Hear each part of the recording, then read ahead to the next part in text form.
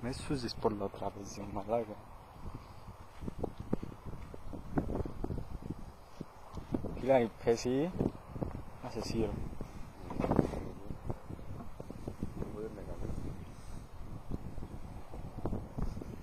Και συνέντευξη ρε.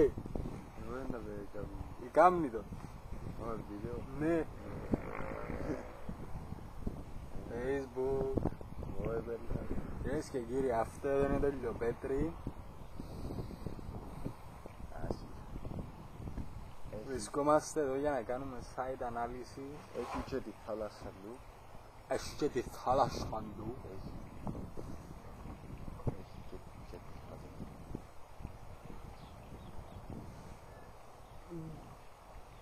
Είναι αυτό πολλά ωραία.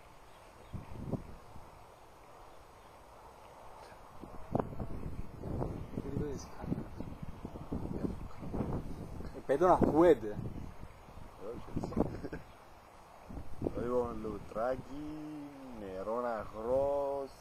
Τι να σου λέω τώρα, τι να σου πω. Ντάβιτοφ, Μάρπορο, Δεν έχω λόγια να Ρίζλα, το πω. Πεζό. Πες μου αλήθεια και όχι παραμύθια.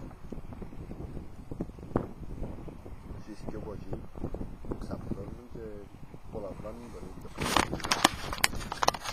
Και εδώ βλέπουμε ζωή χαριτόμενη. Από τις εγγλές. Εδώ βλέπουμε μια χαζή φάτσα να απολαμβάνει την ηλιόλουστη μέρα στο Λιοπέτρι. Δεν θέλω να χαζεύω. Please, γίνε χαζή φάτσα.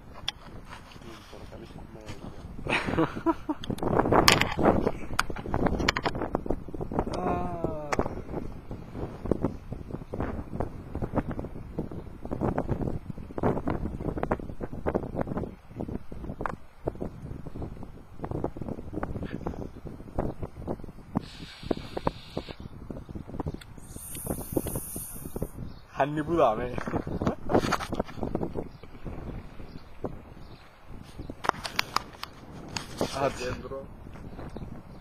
Το κέντρο που ανοίγουν καλοκαίρι από ό,τι άκουσα. εντάξει, εντάξει, hadi, bye bye.